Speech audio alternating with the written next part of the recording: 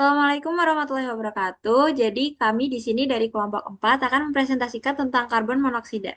Pertama-tama kami akan memperkenalkan diri terlebih dahulu. Baik, perkenalkan nama saya Lala Gita Rianina Ramadhani dengan NIM 246139193. Dan saya Lulu Kurotal ini dengan NIM 246131777. Saya Maulidia Bunga Zainal dengan NIM 246131174. Saya Muhammad Arfan Atala, NIM 2461320. Dan saya Nabil Hoiri dengan NIM 246139199. Selanjutnya yang pertama adalah pengertian karbon monoksida. Karbon monoksida atau CO merupakan gas tidak berwarna, tidak berbau, dan tidak berasa yang dihasilkan dari pembakaran tidak sempurna bahan yang mengandung karbon, baik dari aktivitas industri maupun lingkungan. Karbon monoksida tersusun atas satu atom karbon dan satu atom oksigen. Sebagian besar paparan CO berasal dari gas buang hasil pembakaran bahan bakar fosil. Gas ini bersifat sangat toksik karena mampu menyebabkan hipoksia jaringan meskipun kadar oksigen di udara tetap normal. Selanjutnya, mekanisme toksisitas. Mekanisme toksisitas karbon monoksida terutama disebabkan oleh terjadinya hipoksia jaringan dan gangguan respirasi seluler. Ikatan karbon monoksida dengan hemoglobin. Karbon monoksida berikatan reversibel dengan hemoglobin. Afinitas CO atau karbon monoksida terhadap Hb 230 sampai 270 kali lebih kuat dibandingkan O2. Membentuk karboksihemoglobin atau HbCO. Kemudian menurunkan kapasitas transport oksigen, menyebabkan hipoksia jaringan, lalu menyebabkan pergeseran kurva disosiasi oksihemoglobin ke kiri yang menghambat pelepasan oksigen ke jaringan.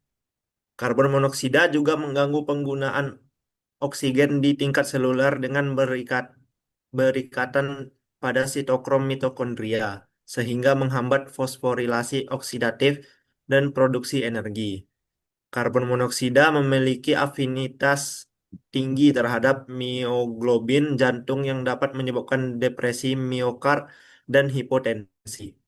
Oleh karena itu, organ dengan kebutuhan oksigen tinggi seperti otak dan jantung merupakan organ yang paling rentan terhadap efek toksik karbon monoksida. Selain hipoksia, toksisitas karbon monoksida juga melibatkan mekanisme stres oksidatif, termasuk peroksidasi lipid dan pembentukan radikal bebas, yang berperan dalam terjadinya cedera neurologis akut maupun tertunda. Batas paparan karbon monoksida yang diperbolehkan oleh OSHA adalah 35 ppm selama 8 jam kerja. Sedangkan menurut ACGIH TLV TWA adalah 25 ppm selama 8 jam. Konsentrasi lebih besar dari 1.500 ppm dianggap berbahaya bagi kehidupan dan kesehatan. Selanjutnya, untuk gejalanya ini bersifat subjektif, dirasakan oleh individu. Yang pertama ada sakit kepala, kedua pusing, ketiga mual dan muntah, keempat nyeri dada, kelima sesak nafas, keenam kelelahan, ketujuh mata pedih atau berair, kedelapan gangguan penglihatan. Sedangkan untuk tandanya ini bersifat objektif, dapat diamati secara pada paparan yang lebih berat. Yang pertama ada penurunan kemampuan gerak tubuh, kedua gangguan sistem kardiovaskular, ketiga gangguan sistem saraf pusat, keempat serangan jantung, kelima gangguan pernapasan, keenam penurunan kesadaran, ketujuh kematian pada paparan berat, kedelapan gangguan penglihatan. Kejahatan kadar karboksihemoglobin atau yang disebut COHB dalam darah. Tanda-tanda ini berkaitan dengan peningkatan kadar COHB dalam darah dan derajat hipoksia jaringan. Selanjutnya untuk nilai LD50 dan data toksik.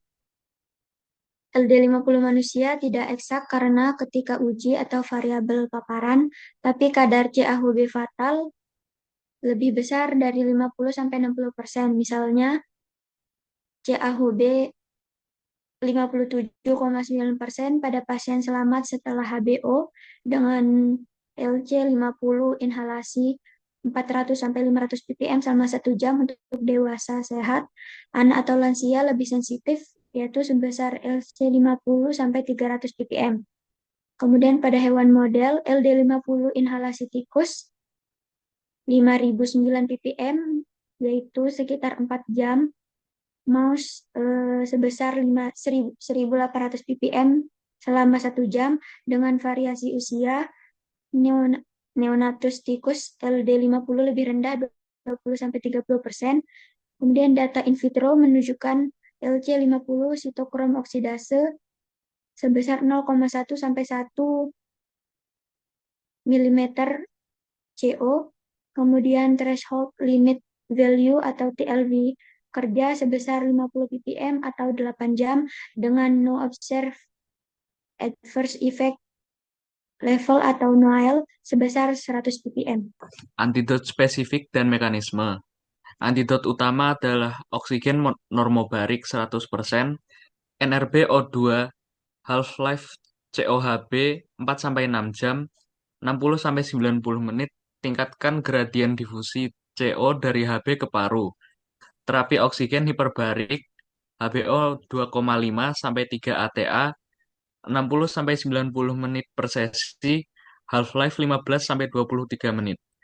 Percepat eliminasi CO dari HB, mioglobin, sitokondria, hiperoksigenasi, plasma, PA02 kurang lebih dari 2000 mm Hg, kurangi hipoksia kurang dari 3%, netralisasi radikal bebas SOD upregulation, kurangi inflamasi BBB, dan cegah delayed neurological sequel DNS pada COHB kurang dari 25% atau koma.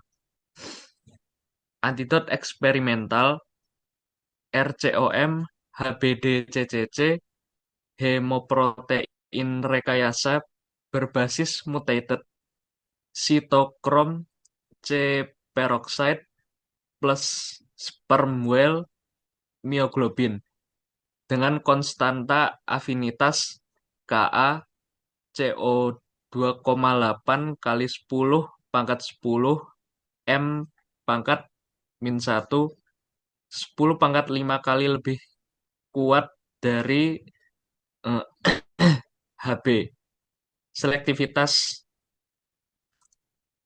kurang dari 10 pangkat 6 atas O2 atau NO, bekerja sebagai scavenger ekstraseluler dengan ekstrak CO dari RBC via